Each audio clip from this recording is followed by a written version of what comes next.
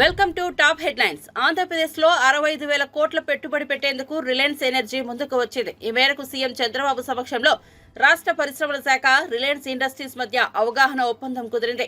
ఆంధ్రప్రదేశ్లో 65,000 కోట్ల పెట్టుబడి పెట్టేందుకు రిలయన్స్ ఎనర్జీ ముందుకు వచ్చింది. ఈ మేరకు సీఎం చంద్రబాబు సమక్షంలో రాష్ట్ర పరిశ్రమల శాఖ, రిలయన్స్ ఇండస్ట్రీస్ మధ్య అవగాహన ఒప్పందం కుదిరింది. ఈ ఒప్పందంలో భాగంగా రాష్ట్రంలో 500 ఆధునిక బయోగ్యాస్ ప్లాంట్లను రిలయన్స్ ఏర్పాటు చేయనుంది. తద్వారా రాష్ట్రంలో 2.5 లక్షల మందికి ఉపాధి కలిగే అవకాశం ఉంది. రిలయన్స్ సంస్థతో ఒప్పందం కుదరడంపై సీఎం చంద్రబాబు హర్షం వ్యక్తం చేశారు. రాష్ట్ర అభివృద్ధిలో చాలా ముఖ్యమైన రోజు అని పేర్కొన్నారు. ప్రాజెక్టు 3 ఏళ్లలో పూర్తి కావాలని, ఇందుకోసం రాష్ట్ర ప్రభుత్వం నుంచి అన్ని రకాలుగా సహకారం అందిస్తామన్నారు. ఒక్కో బయోగ్యాస్ ప్లాంట్ కు 131 కోట్లతో నిర్మిస్తారని చెప్పారు. Talking about 3 point, if I convert this into SCMD, it is about 14, and Germany's natural gas production is 13, sir. So AP will be on par with Germany if we do this project, AP alone, sir. ఈరోజు Reliance తో ఒక MoU చేసుకోవడం చాలా సంతోషం. ఈ highlights కూడా మనం ఒకసారి చూస్తే 500 CBG ప్లాంట్స్ రాబోయే 3 సంవత్సరాలు పూర్తి చేసే విధంగా ఎంఓయూ చేసుకుంటున్నాం. దీనివల్ల దగ్గర 130 కోట్ల ప్లాంట్లు, ఒక్కొక్క ప్లాంట్ వచ్చి 130 కోట్లు ఖర్చు పెడుతున్నారు. దగ్గర 65,000 కోట్ల రూపాయల ఇన్వెస్ట్మెంట్ తో ఈ ప్రాజెక్ట్ స్టార్ట్ అవుతుంది. Direct, indirect employment 2,50,000. మేము ఏదైతే ఒక హామీ ఇచ్చాం 20 లక్షల ఉద్యోగాలని, అందులో ఇక్కడనే ఒక 2,50,000 ఉద్యోగాలు మీరు 3 సంవత్సరాల్లో ఇచ్చే పరిశ్రమలు. అదే సమయంలో దీనివల్ల 20 సంవత్సరాల్లో SGST కలెక్షన్ గానీ, ఎలక్ట్రిసిటీ డ్యూటీ గానీ, ట్యాక్సెస్ ఆన్ ఎంప్లాయ్మెంట్ గానీ, ఇవన్నీ ఒక 57,650 కోట్ల రూపాయలు బెనిఫిట్ వస్తుంది. ఒక్కొక్క ఫార్మర్ కి 30,000 రూపాయలు రఫ్ గా ఇచ్చేట్టుగా మేము ఒక పాలసీ అనౌన్స్ చేశాం. ప్రొడక్షన్ కూడా మీరు చూస్తే 39 లక్షల మెట్రిక్ టన్నుల CBG పర్ యానం వస్తుంది. ఒక్కొక్క ప్లాంట్ కి 7,800 MT. దీనివల్ల పెద్ద ఎత్తున ఇండస్ట్రియల్ గ్రోత్ రావడం. ఇంకొక పక్కన మనం చూస్తే 500 ప్లాంట్స్ మీరు పూర్తి చేస్తే రెన్యూవబుల్ ఫ్యూయల్ 9,38,000 LCBs కి డైలీ రీప్లేస్మెంట్ కి వస్తుంది. It is a great boom environment ప్రత్యేకంగా. అంతేకాకుండా 110 లక్షల మెట్రిక్ టన్నులు ఫెర్మెంటెడ్ ఆర్గానిక్ మెన్యూర్. దీనివల్ల కెమికల్ ఫెర్టిలైజర్స్ కన్సంప్షన్ తగ్గుతుంది. ఇది కూడా వాతావరణం, ఎన్విరాన్మెంట్ ని స్ట్రెంగ్తన్ చేయడానికి ఉపయోగపడుతుంది.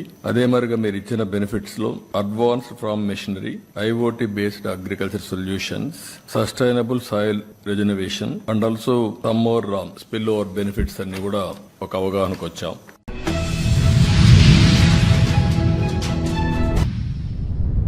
రిలయన్స్ బయో ఇంధన ప్రాజెక్టుకు ఏపీ ప్రభుత్వం తరపున అవసరమైన పూర్తి సహాయ సహకారాలు అందిస్తామని మంత్రి లోకేష్ తెలిపారు. రిలయన్స్ తీసుకున్న చారిత్రాత్మక నిర్ణయం ఏపీ ప్రజలతో పాటు పారిశ్రామికవేత్తల్లో విశ్వాసాన్ని పెంపొందిస్తోందని, రాష్ట్రంలో ప్రజాస్వామ్యం అధికారంలోకి వచ్చిన తొలి 5 నెలల్లోనే రిలయన్స్ ఎనర్జీ సంస్థ బయో ఇంధన ప్రాజెక్టులో 65,000 కోట్ల మేర పెట్టుబడులు పెట్టేందుకు ముందుకు రావడం ఆనందంగా ఉందని రాష్ట్ర విద్య, IT, ఎలక్ట్రానిక్స్ శాఖల మంత్రి నారా లోకేష్ అన్నారు. రాష్ట్ర సచివాలయంలో ముఖ్యమంత్రి చంద్రబాబు నాయుడు సమక్షంలో బయో ఇంధన ప్రాజెక్టుకు సంబంధించి రిలయన్స్ ప్రతినిధిలో ఏపీ ప్రభుత్వ ఉన్నతాధికారుల మధ్య అవగాహన ఒప్పందం కుదిరింది. ఈ సందర్భంగా మంత్రి లోకేష్ మాట్లాడుతూ తాను ముంబైలో Reliance chairman Mukesh Ambani, Reliance energy అధినేత అనంత్ అంబానీతో చర్చలు జరిపిన 30 రోజుల్లోనే ఒప్పందం జరగడం చారిత్రాత్మకమైన ఘట్టమని అన్నారు. PMS Prasad garu, to the Honorable Chief Minister Chandrababu Naidu gariki, to all the dignitaries here, I think it's a historic moment, not only for Andhra Pradesh, I think for India, and we are really excited as a state to be part of Reliance's growth story and journey. I think this entire project started off on a very casual conversation with Prasad garu, but I think it caught everyone's imagination, and I'd like to thank my colleague Gudpat Ravi Kumar garu for taking this project personally, and also Vijayanand garu to taking this project personally to drive it to a very logical conclusion, and we are where we are today. When I met Mukesh ji and Anant, I had promised that we'll deliver this in 21 days. And when I went back to meet them, I did apologize that it took us 30 days. And the reason I apologized is the Honorable CM has made it very clear that speed of doing business is what Andhra should stand for. So we are here, we will deliver. I think it's a very unique project which captures the imagination of the farmers, our energy security, parallelly creating jobs at a massive scale. So while we have taken care of 25% of Mukesh Bhai's target of creating 2,000 centers. You have taken close to 12.5% of my target of creating 20 lakh jobs. So I thank you for that, and I think it will be a very memorable journey together. Like Reliance, the state of Andhra Pradesh is very hungry. I overheard that state-of-art research center is going to come up, and I would like to have that in our state and state of Andhra Pradesh. So that would be my ask to Prasad Garu. As already requested, Bashirji, SPOC is already designated. We will get it done. And I think 500 locations have been asked, and I think our target should be about 2 years for us to deliver all 500 locations, so that 3 years from now, all 500 locations should be operational. But of course, the Honorable CM will give us a target, and we'll all go chase that target. Typically, that's how it works in Andhra Pradesh. But I'd really like to thank all of you for being here. It means a lot. In your presentation, I did see that Barabanki project in UP is your fastest executed project. If you can share how long it took, because we would like to set a new benchmark for Reliance Industries. Yes. So the 500 projects, we will come up with a number and we will deliver from our side. So if you Yes. can tell us the number, we are here to beat that number. So I think December 29th is where we said we lay foundation to the first. December 28th. I think if I may, Prasad Garu, we'd like to do it in 9 months, because we would like Andhra Pradesh to be number one in internal communications of Reliance. So we are here to deliver. We will get it done from Andhra side. You will have 100% of our support. All of you know I'm one WhatsApp message away. So anything, anytime, we are here to deliver. With this, I'd really like to thank Reliance for having confidence in the state of Andhra Pradesh. I did go around telling everyone in Andhra Pradesh that we have something that no other states have, and that is brand Babu.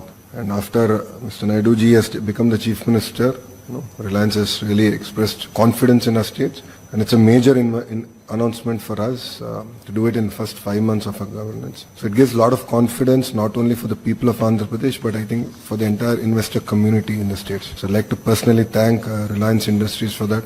Personally would like to thank Mukesh ji for his support, and of course Anant, who has always been with me on this project. So thank you very much, and Jai Hind.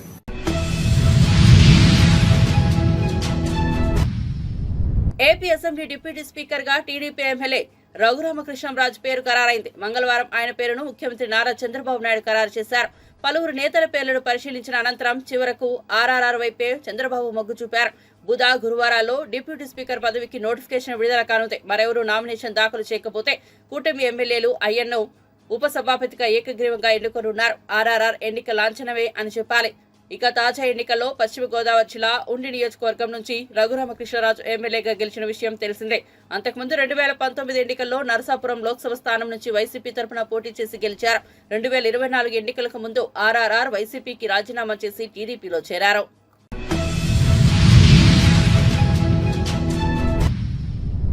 Social media కార్యకర్తలకు వైఎస్ఆర్సీపీ అండగా ఉంటుందని మాజీ మంత్రి అంబటి రాంబాబు అన్నారు. గుంటూరు జైల్లో ఉన్న social media యాక్టివిస్టులు Meka Venkatrama Reddy, కల్లం హరికృష్ణారెడ్డితో కలిసి పానుగంటి చైతన్యను ఆ పార్టీ నేతలు పేర్ని నాని, ఎమ్మెల్సీ లేళ్ల అప్పిరెడ్డి, గుంటూరు మేయర్ కావటి మనోహర్ నాయుడు మంగళవారం పరామర్శించారు. అనంతరం అంబటి మీడియాతో మాట్లాడుతూ మహిళ అని చూడకుండా పోలీసులు టార్చర్ చేస్తున్నారన్నారు. సుధారాణి దంపతులను పోలీసులు తీవ్ర ఇబ్బందులకు గురి చేస్తున్నారన్నారు. వర్రా రవీందర్ రెడ్డిని రాత్రి ఎందుకు అరెస్ట్ చేశారు? ముసుగు వేసి మీడియా ముందు ప్రవేశపెట్టాల్సిన అవసరం ఏముంది? ఏపీలో పౌర హక్కులు ఏమవుతున్నాయని అంబటి రాంబాబు ప్రశ్నించారు. పోలీసులు చట్ట ప్రకారం పనిచేయాలి. టీడీపీకి అనుకూలంగా పనిచేయొద్దన్న అంబటి పోలీసులు కక్షగట్టి అందరినీ కేసులో ఇరికించాలని ప్రయత్నిస్తున్నారని దుజమెత్తారు. అనేది కూడా మనం చేస్తున్నాం. నేను ఇంకా ఫిల్దీ లాంగ్వేజ్ వాడటల్లా, ఎందుకంటే చంద్రబాబు నాయుడు గారు వాడాడు ఒకసారి. ఏం చేశారు? ఇన్ని కేసులు పెట్టి నన్ను పీకారా అన్నాడు. అట్లాంటి ఫిల్దీ లాంగ్వేజ్ నేను వాడదలుచుకోవాలా. కానీ చంద్రబాబు నాయుడు గారు మీరు చేస్తున్నటువంటి ఈ దుర్మార్గమైనటువంటి ప్రయత్నం వికటిస్తుంది, మీకే శాపంగా మారుతుంది. మా సోషల్ మీడియా యాక్టివిస్టులందరినీ కూడా నేను ఇంకోటి కూడా మనవి చేస్తున్నా. వాళ్ళు చెప్పేది నిజం అనుకుంటున్నారా ప్రజలు? ఏది ఆయన ఈ పోస్ట్ పెట్టాడు, వర్ర ఈ పోస్ట్ పెట్టాడు అని ఇవన్నీ కాదు. ఇవన్నీ ఫేక్ అకౌంట్లు వాళ్ళే ఓపెన్ చేసి, తెలుగుదేశం వాళ్ళు ఓపెన్ చేసి షర్మిల మీద ఇంకోళ్ళ మీద పెట్టి జగన్మోహన్ రెడ్డి గారు పెట్టించాడు అనేటువంటి మాటలు మాట్లాడుతున్నారు.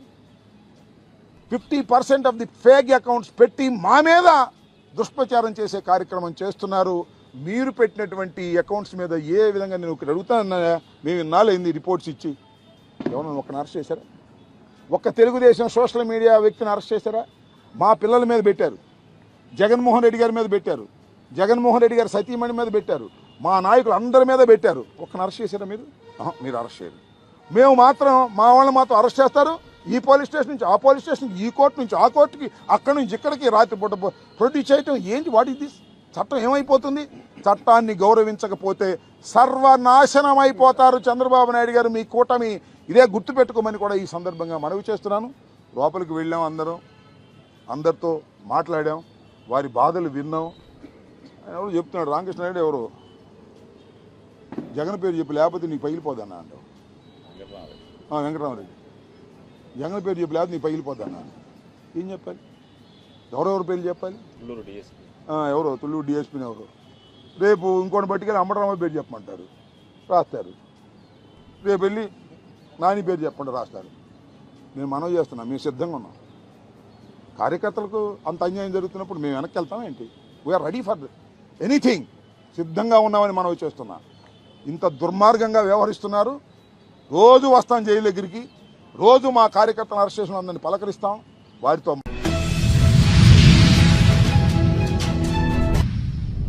వేములవాడ రాజన్న మీద ఒట్టు పెట్టి రైతు రుణమాఫీ చేస్తామని సీఎం రేవంత్ రెడ్డి మాట తప్పారని ఫైర్ అయ్యారు మాజీ మంత్రి హరీష్ రావు.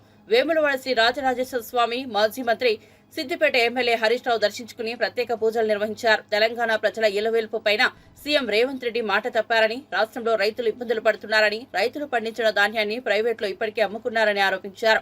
పాలన చేతకాక బోనస్ అన్నారని, ఏదీ లేదని, మహారాష్ట్రకు వెళ్లి బోనస్ ఇస్తున్నామని మాయమాటలు చెప్పారని సీఎం రేవంత్ రెడ్డిపై దుయ్యబట్టారు. కనీసం సన్నాలకైనా బోనస్ లేదని విమర్శించారు. యాసంగి పంట కన్నా మరి ఆ 15,000 రూపాయల రైతు బంధు డబ్బులు వేయించేటట్టు ఆయన జ్ఞానోదయం చేయమని చెప్పి కూడా దేవుణ్ణి వేడుకోవడం జరిగింది. మరి ఈరోజు ఏ ఊరికి పోతే ఆ ఊరు దేవుడి మీద ఒట్టు పెట్టింది కానీ ఆయన పెట్టని దేవుడు ఉన్నాడా? మొత్తం ఏ ఆడికి పోతే ఆడ అన్ని దేవుళ్ళ మీద ఒట్టు పెట్టిండు, చర్చి మీద ఒట్టు పెట్టిండు, దర్గాల మీద ఒట్టు పెట్టిండు. బహుశా ఈ ప్రపంచంలో దేవుళ్ల మీద ఒట్టు పెట్టిన ముఖ్యమంత్రి ఎవరు ఉన్నారంటే అది ఒక్క రేవంత్ రెడ్డి మాత్రమే. జనరల్ గా మనకెవరికైనా దేవుడు అంటే భక్తి ఉంటది, భయం ఉంటది, దేవుడు అంటే ప్రేమ ఉంటది, దేవుడు అంటే విశ్వాసం ఉంటది, నమ్మకం ఉంటది. కానీ మరి రేవంత్ రెడ్డికి ఏది లేదా నాకు అనుమానం వస్తుంది. ఎక్కడ నువ్వు కనీసం ఒట్టు పెట్టినందుకన్నా చేయాల్సి ఉండే. నువ్వు చాలా చెప్పినావు ఎలక్షన్ల ముంగట, 6 గ్యారంటీలు అన్నావు, 13 హామీలు అన్నావు, 100 రోజుల్లో అమలు చేస్తా అన్నావు, బాండ్ పేపర్ల మీద రాసిచ్చినావు. సరే అవి ఎలాగూ మోసం చేసినావు, ఎగబెట్టినావు. కనీసం దేవుళ్ల మీద ఒట్టు పెట్టినందుకన్నా 15 ఆగస్టుకు రుణమాఫీ చేస్తాడేమో అనుకున్నాం, కానీ అది కూడా చేయలేదు. ఈయన అన్నాడు 2 లక్షల పైన ఉన్నోళ్ళు డబ్బులు కట్టండి నేను వేసేస్తా అన్నాడు. చాలా మంది ఈయన మాటలు నమ్మి అప్పులు తెచ్చిన 3 రూపాయల మిత్తికి 2 రూపాయల మిత్తికి తెచ్చి అప్పులు తెచ్చి డబ్బులు కడితే వాళ్ళకు కూడా పట్టలేవు. అయినా నేను అడుగుతున్న 2 లక్షల పైన ఉన్న వాళ్ళు ఎందుకు డబ్బు కట్టాలి? ఏం దా నిబంధన? ఎందుకోసం ఆ నిబంధన పెడుతున్నావు అంటే చాలా మందికి ఎగబెడదామని. ఎవరికైనా అప్పు పుట్టకపోతే కట్టకపోతే వాళ్ళకి ఎగబెడదామని చెప్పి నువ్వు కుట్ర చేస్తున్నావు. నువ్వు చేస్తానన్న 2 లక్షలు సీదా మాఫీ చేయి. 2 లక్షల లోపలను కట్టయ్యనువి 2 లక్షల పైన కట్టాలనే నిబంధన ఎందుకు పెట్టినావు? నీ జీవోలో ఉన్నది ఆ నిబంధన? ఏ రూల్ ప్రకారం 2 లక్షల పైన డబ్బులు కట్టాలంటున్నావు? ఏం అవసరం, కట్టాల్సిన అవసరం ఏముంది? నువ్వు చేస్తానన్న మాఫీ ఏదో వెంటనే చెయ్యి. నువ్వు ఆలస్యం చేయడం వల్ల వడ్డీల భారం పెరుగుతుంది రైతుల మీద. ఇలా 2 లక్షల పైన నువ్వు మాఫీ చేయకపోవడం వల్ల మిత్తి పెరుగుతా ఉంది బ్యాంకులల్లో. నువ్వు చేసే తప్పుకు రైతులకు శిక్ష ఎందుకు? రైతులెందుకు వడ్డీ భారం భరించాలి? ఇప్పటికే నువ్వు చేసిన 2 లక్షల లోపు రుణమాఫీ కూడా అసంపూర్తిగానే చేసినావు. వడ్డీలంతా రైతులే కట్టిండ్రు.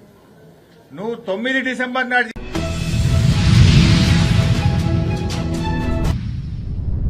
కూటమి ప్రభుత్వానికి అసెంబ్లీలో వైఎస్ఆర్సీపీని ఎదుర్కొనే సత్తా లేదని, అందుకే ప్రతిపక్ష హోదా ఇవ్వడానికి భయపడుతోందని ఆ పార్టీ ఎమ్మెల్యేలు తాటిపర్తి చంద్రశేఖర్, మస్తెరాస విశ్వేశ్వరరావు, బూసిరే విరూపాక్ష, రేగ మత్స్యలింగం అన్నారు. తాడేపల్లిలోని ఆ పార్టీ కేంద్ర కార్యాలయంలో పార్టీ అధ్యక్షుడు జగన్మోహన్ రెడ్డితో సమావేశమైన అనంతరం విలేకరులతో మాట్లాడారు. 5 నెలల పాలనలో కూటమి ప్రభుత్వం చేసిన అవినీతి, అరాచకాలు, హత్యలు, దోపిడీలు, మోసాలతో పాటు వరుసగా జరుగుతున్న అత్యాచారాలపై తాము అసెంబ్లీలో ప్రశ్నిస్తే సమాధానం చెప్పలేకనే భయంతో ప్రతిపక్ష హోదా ఇవ్వడానికి భయపడుతోందని చెప్పారు.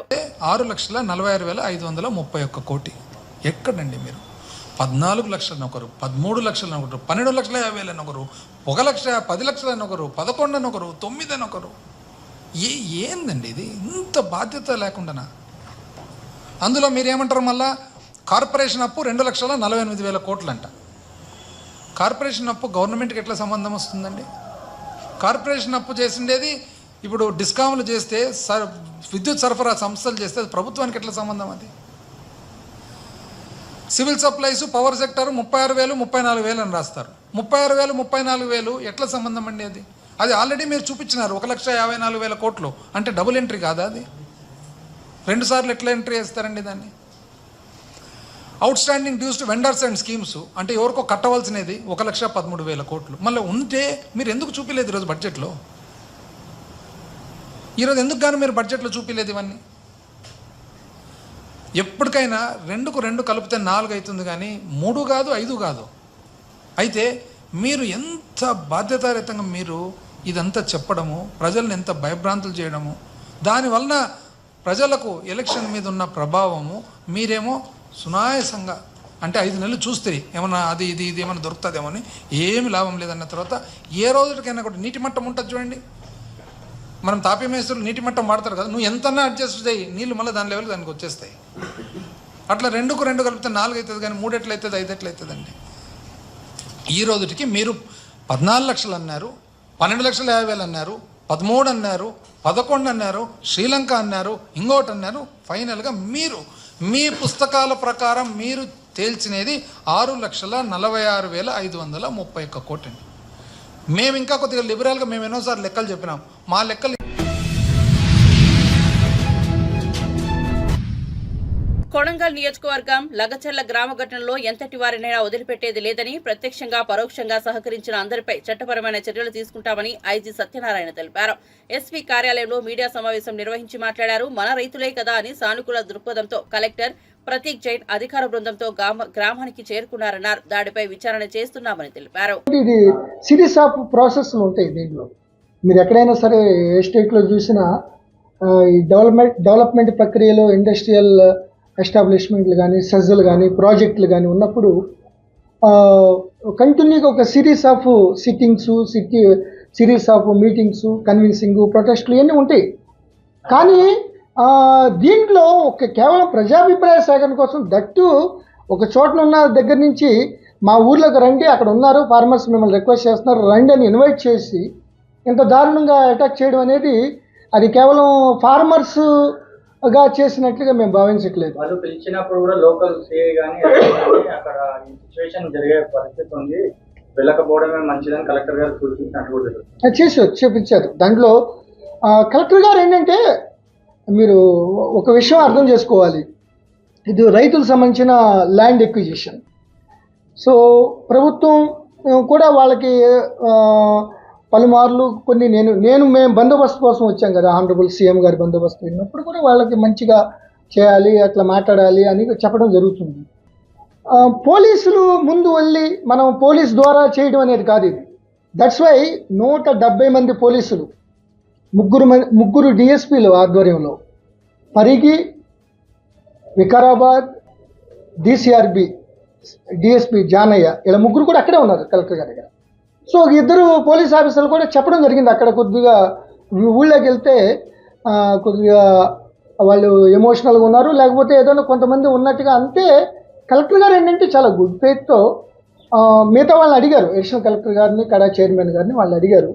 అడిగితే మన రైతులే కదండి, మన వాళ్లే కదా, మన ప్రజాభిప్రాయ సేకరణ ఇది స్టార్టింగ్ ప్రాసెస్. ఇది మీ ప్రజాభిప్రాయం ఎలా ఉంది, మీరేం అడుగుతున్నారు, మేము ఎలా ఉంది, ఇది మా యొక్క ఒపీనియన్ చెప్తాం, దీన్ని బట్టి మీ ఒపీనియన్ చెప్తే మేము రికార్డ్ చేసుకుంటాం వీడియో ప్రకారం అని చెప్పి చాలా గుడ్ ఫెయిత్ కలెక్టర్ గారు చక్కగా ఆయన చెప్పిన దానికి కన్విన్స్ అయ్యి చాలా పాజిటివ్ సానుకూల దృక్పథంతో కలెక్టర్ గారు వెళ్ళడం జరిగింది. సార్, దీంట్లో రాజకీయ ప్రమేయం ఉందని మీరు ఏమైనా గుర్తించారా? ఎట్లా? డెఫినెట్గా రైతులు అయితే మేము కూడా ఎన్నో ఇటువంటి ప్రొటెస్ట్లు ఇవన్నీ కూడా ఎన్నో చూడడం జరిగింది. అంతకుముందు యునైటెడ్ ఆంధ్రప్రదేశ్లో కానీ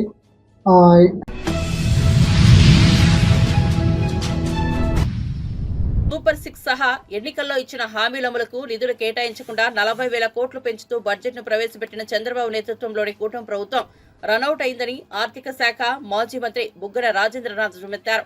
తాము 2019 మే 30న ప్రభుత్వం ఏర్పాటు చేసిన నెలలోనే జూలై 12న ఎన్నికల్లో ఇచ్చిన హామీలను అమలు చేస్తూ బడ్జెట్ను ప్రవేశపెట్టామని గుర్తు చేశారు. కోవిడ్ వంటి ఇబ్బందులున్నప్పటికీ వరుసగా బడ్జెట్ను ప్రవేశపెడుతూ వచ్చామన్నారు. కానీ అనుభవం ఉందని చెప్పుకునే చంద్రబాబు అధికారంలోకి వచ్చాక పూర్తిస్థాయి బడ్జెట్ను ప్రవేశపెట్టడానికి 5 నెలల సమయం తీసుకుంటున్నారంటూ దెప్పిపొడిచారు. అంటే మీరు అక్కచెల్లెమ్మలకు మీరిచ్చిన మాట ప్రకారం 21,500 కోట్లు ఇవ్వవలసి ఉండగా మొత్తం ఎత్తేస్త్రీ. 3,000 చిల్లర మీరు సున్నా వడ్డీ డబ్బులు అది ఎత్తేస్త్రీ. అయినా కూడా 2024లో మళ్ళా మీ చాకచక్యమేమో కానీ మళ్ళీ నమ్మించుకోగలిగినారు. 15, 18 కాపులకేమో 5 ఏళ్లలో 5,000 కోట్లు అంటారు. మీరు ఇచ్చినది 1,340 కోట్లు. ఇంకా చేనేత రుణాలు, పవర్ లూమ్స్ మనకు తెలిసిండేది. నిరుద్యోగ యువకులకు మీరు 1000 నుండి 2,000 వరకు భృతి ఇస్తామంటారు. అసలు ఏమి ఇవ్వకపోగా చిట్ట చివర 2019 ఎలక్షన్ల ముందర కొద్దిగా ఉండి లేక ఇతకాల్లా ఎవరికి ఇచ్చినాము అనేది ఆ విధంగా చేస్తారు. అయితే మీ చాకచక్యమేమో కానీ నిజంగా ఇది ఒక్కసారి పాత రోజులు కూడా గుర్తుకొస్తున్నాయన్నమాట. ఒక్కసారి పాత రోజులు అంటే పెద్ద ఆయన మహానుభావుడు రాజశేఖర రెడ్డి గారు, అదేవిధంగా పెద్ద ఆయన రోసయ్య గారు ఇదే వ్యవస్థ ఇదే పద్ధతి గురించి ఇంతకుముందు అనేది ఒకసారి చాలా చక్కగా రిలవెంట్ ఒక్కసారి ప్లే చేయండి రోసయ్య గారి, ఆ తర్వాత మళ్ళీ రాజశేఖర రెడ్డి. ఆంధ్ర ప్రజానీకానికి ఇచ్చినటువంటి వరాలు ఆకాశమే హద్దుగా వరాలించాడు. కనపడినటువంటి ప్రతి మనిషికి ఏం కావాలి నరుడా కోరుకో, నీకు అన్ని ప్రసాదిస్తున్నాను చెప్పాడు. ఎన్నికలు అయిపోయిన తర్వాత 15 రోజులు కూడా కాకుండానే నేను ఆర్థికంగా దివాలా తీశాను, నా దగ్గర ₹1 కూడా లేదు, ప్రభుత్వం నడపడం నాకు చేత కాదు, ఉద్యోగుల చేత భత్యాలు కూడా వచ్చే నెలలో ఎలా ఇవ్వాలో నాకు తెలియకుండా ఉంది, కనుక ప్రజలే భరించాలి, ప్రజలే నడిపించాలి, ప్రజలే డబ్బు నాకు ఇవ్వాలి, ప్రజలు సలహాలు ఇవ్వాలి అని ప్రజలు నిలబడ్డారు. ఇది బహుశా నాకు తెలిసినంత వరకు భారతదేశ చరిత్రలో ఏ రాష్ట్ర ప్రభుత్వం కూడా అధికారపూర్వకంగా నేను దివాలా తీసేయాలని ప్రకటించుకున్నటువంటి సందర్భం ఇంతవరకు కనిపించలేదు. పార్లమెంట్ ఎన్నికలకు ముందు ఆంధ్ర ప్రజాని రాజశేఖర రెడ్డి గారికి చంద్రబాబు నాయుడు గారు మన ఎన్నికల్లో చాలా ప్రధానంగా 6 వాగ్దానాలు చెప్పారు. తెలుగుదేశం పార్టీ హామీలు 7 గంటల బదులు 12 గంటలు ఉచిత కరెంటు.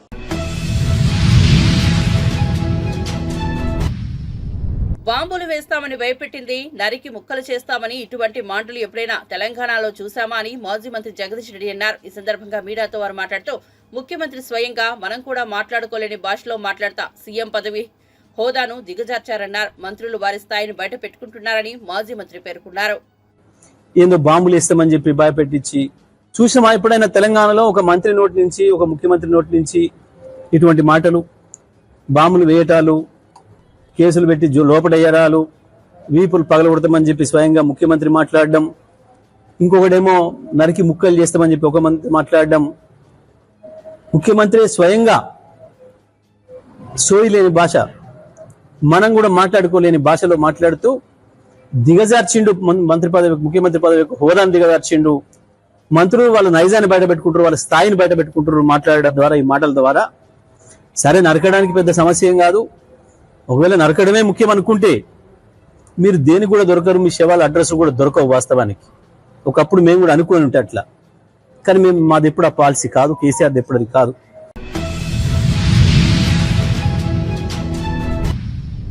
జగిత్యాల జిల్లాలో రైతులు మరోసారి పోరుబాట పడుతున్నారు. రైతు భరోసా రుణమాఫీ వరకు బోనస్ పై కాంగ్రెస్ సర్కార్ చేస్తున్న మోసాలను ఎండగట్టేందుకు సిద్ధమయ్యారు. ఎన్నికల ముందు ఇచ్చిన హామీలను విస్మరించడం, కేసీఆర్ ప్రభుత్వం అమలు చేసిన పథకాలను అటకెక్కించడాన్ని నిరసిస్తూ కోరుట్ల నుంచి జగిత్యాల వరకు లాంగ్ మార్చ్ చేయడానికి సిద్ధమయ్యారు.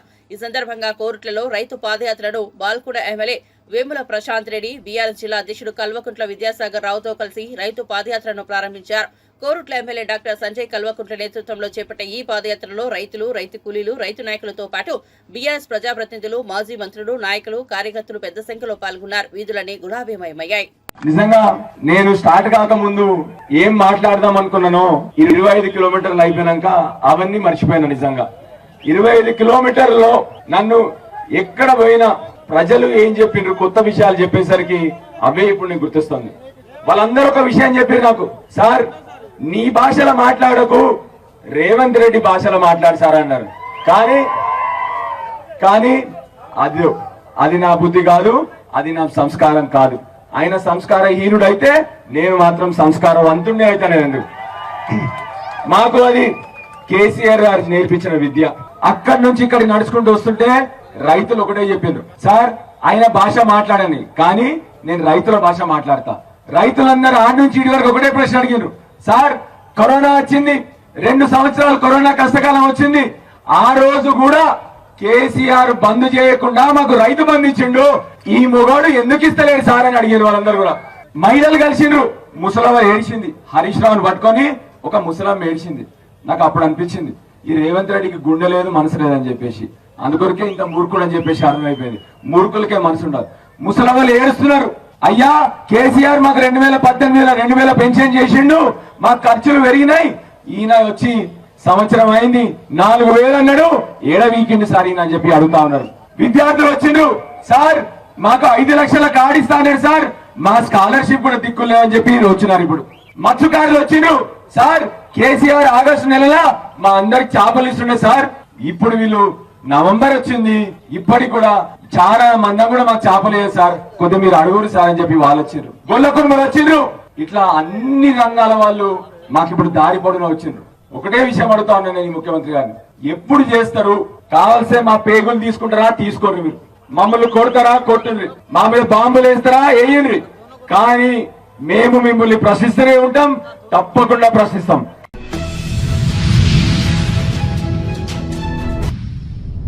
వికారాబాద్ జిల్లాలో ప్రజాభిప్రాయ సేకరణ కోసం వెళ్లిన అధికారిపై దాడి ఘటనను ఆసరాగా తీసుకుని రైతులపై అక్రమ కేసులు పెట్టొద్దని బీజేపీ ఎంపీ ఈటెల రాజేందర్ కోరారు. దుద్యాల, కొడంగల్, బోమ్రాజ్పేట మండలాల్లో ఇంటర్నెట్ సేవలు నిలిపివేయడానికి రైతుల అరెస్టును ఈటెల ఖండించారు. వికారాబాద్ లో ఫార్మాసిటీ ఏర్పాటును స్థానిక రైతాంగం వ్యతిరేకిస్తున్నా ప్రభుత్వం బలవంతంగా భూసేకరణ చేయాలని చూస్తోందని ఆరోపించారు. భూసేకరణ రైతులు ఇష్ట ప్రకారం జరగాలి తప్ప బలవంతంగా తీసుకునే అధికారం ఎవరికీ లేదన్నారు.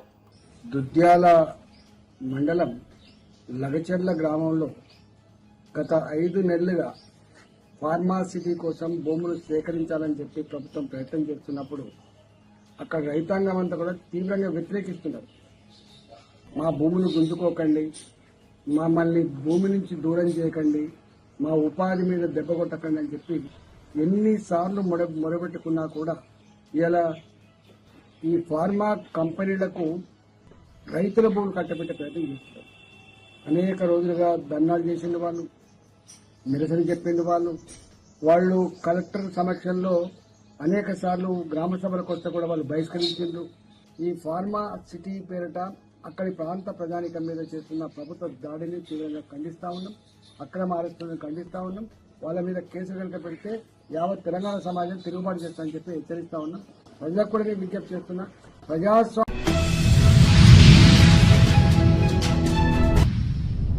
విజయవాడ కనకదుర్గమ్మను సినీ నటుడు వరుణ్ తేజ్ మంగళవారం దర్శించుకున్నారు. ఆలయ ఈవో రామారావు ఆయనకు స్వాగతం పలికి దర్శన ఏర్పాట్లు చేశారు. దర్శనం అనంతరం వరుణ్ తేజ్ కు పండితులు వేద ఆశీర్వచనం అందించారు. అమ్మవారి చిత్రపటం, తీర్థ ప్రసాదాలను అందజేశారు.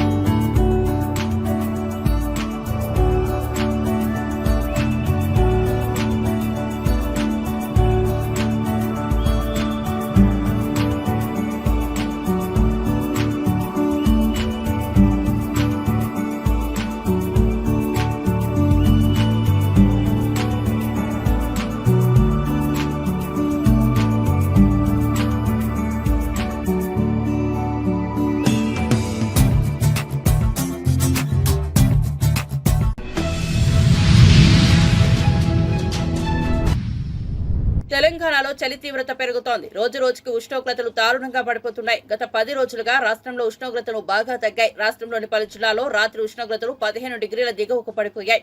ఉత్తర ఈశాన్య దిశ నుంచి వీస్తున్న గాలుల కారణంగా చలి ప్రభావం ఎక్కువగా ఉందని హైదరాబాద్ వాతావరణ శాఖ అధికారులు వెల్లడించారు. చలికి తోడు భారీగా పొగమంచుండటంతో రోడ్లపై వెళ్లే వాహనదారులు తీవ్ర ఇబ్బందులు పడుతున్నారన్నారు. రాష్ట్రంలో రానున్న రోజుల్లో చలిపులి పంజా విసురుతుందని వాతావరణ శాఖ అధికారులు హెచ్చరిస్తున్నారు.